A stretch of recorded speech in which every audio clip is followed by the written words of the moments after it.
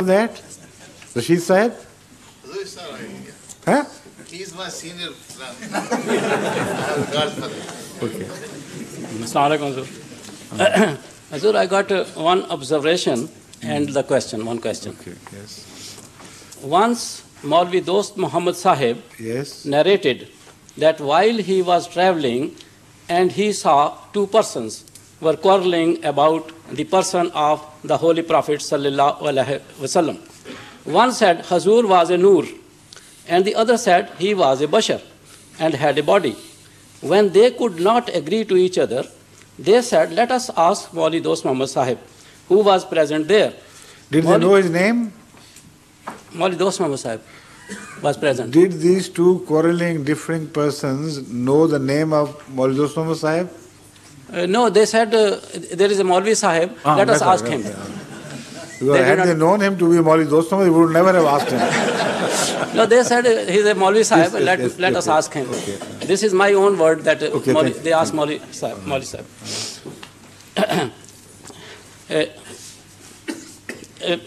Let us, they said, let us ask Maulvi Sahib, Yes, who was present there. Yes. Maulvi Sahib said, the answer was easy, and that is, the Holy Prophet sallallahu alaihi wasallam was a Nuri Bashar. Was? Was a Nuri Bashar. Right. So, did Who it does resolve the quarrel? There is a question. Did it resolve the quarrel or not? I think everybody was quiet after that. That is just your imagination.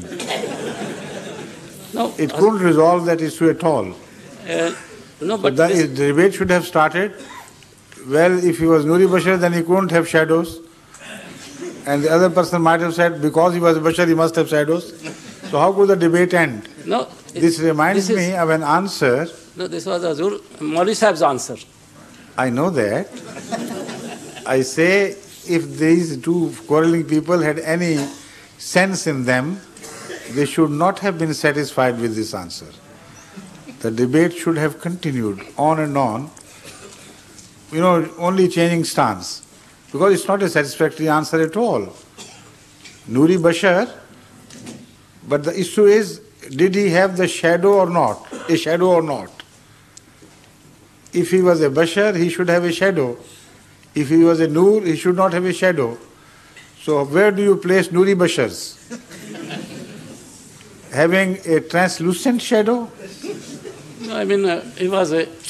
Yes, I'm telling you, this was Maulvi it is Sahib's just answer. a sort of, what they call chutkalabazi, no more. It Maulvi Sahib reminds me of narrated a that. joke about six. In the Punjab, it's not necessary that it should be six, but they generally attribute such jokes to six. But I shouldn't, because this is wrong to condemn a people as symbols of stupidity or this and that, like the British do to the Irish people, unfortunately. I don't approve of it. So let me tell you without any names. Right. Hazur, Two the friends, that's not, question. by allowing me, you started. No, Hazur, there is a question after Two that. friends were walking along when they observed a pigeon, eating something. And they said, what a beautiful pigeon it is. The words used in Urdu could mean either a male pigeon or a female pigeon. For male pigeon, the word is kabutar. For female pigeon, it is kabutri. So one of them said, what a beautiful pigeon. And the other said, what a beautiful pigeony. Kabutri. So they started fighting with each other, quarreling. He said, it is a kabutar. He said, no, it's a kabutri. So some other person was passing by. He said, what is that quarrel about? Why are you fighting with each other? They said, this is the issue, whether he is a kabutar or a kabutri. He said, no problem. You see, it is eating, whatever it is. अगर ये खा रही है तो कबूतरी, अगर खा रहा है तो कबूतर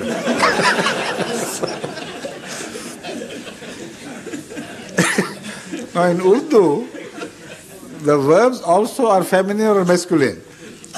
So if it is kabutar, then you say kha raha. he is eating. If it is kabutri, then you say kha rahi, with a downward reflection. You said, no problem.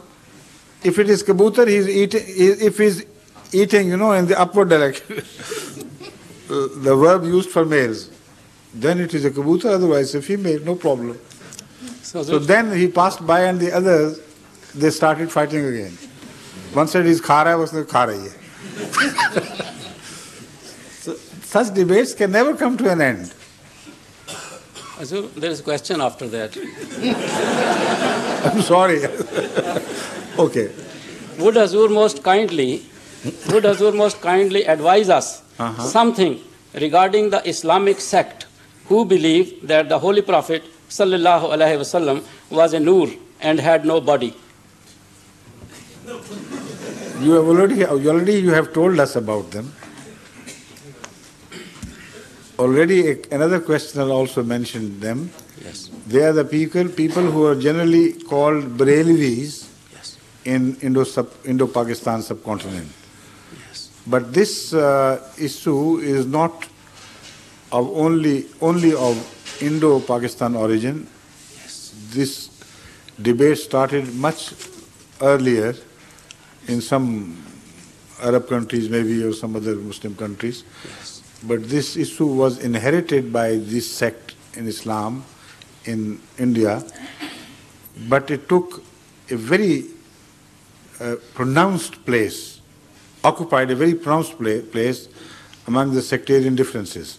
Yes. Because here in India it was taken so seriously that wherever there was a majority of those who believed in the Rasul Karim Sallallahu Alaihi Wasallam having no shadows, some shadow believer people went, they were sometimes killed in riots. And the vice versa also took place. So it turned the history of Muslim feud in India to really a bloody history in that period.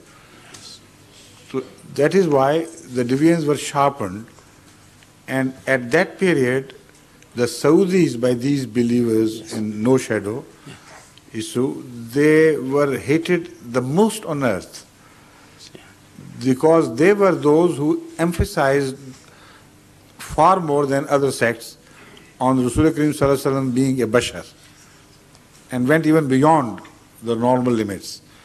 So that is why in those days it was called Wahhabi Kutta. That was a common word which you could hear in India and Pakistan. Pakistan was not yet made, but let's say subcontinent India. Wahhabis were referred to as dogs. So this difference took such an ugly turn in the later period before Ahmadiyyat. As I have already told you, there were riots and killings and burnings of each other's houses, etc. Once it is said that in a village, a Sikh shopkeeper who was honest and intelligent, he became so popular that a Muslim shopkeeper close to him lost business, and the business which he previously handled was transferred to the Sikh shopkeeper because of his honesty and cleverness, his selection of good things. He tried his best, but despite the fact that the majority of the villagers were Muslims, nothing worked on them. They said, wherever you get better things, we'll buy from that shop. You don't give better things, you don't get cheaper things, so we're not interested. So he was worried, and he consulted some friend of his. He said, what can I do? I've tried everything. Despite the fact it's a Muslim village, but they are turning to the Sikh, and they are not paying any attention to my shop. He said, I tell you something, it will work. You spread the word in the village that this Sikh has become Wahhabi.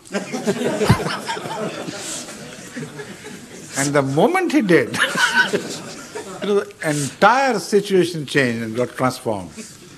People started spitting at that shop, that was Sikh Wahhabi shops, and started turning back to this Muslim shop.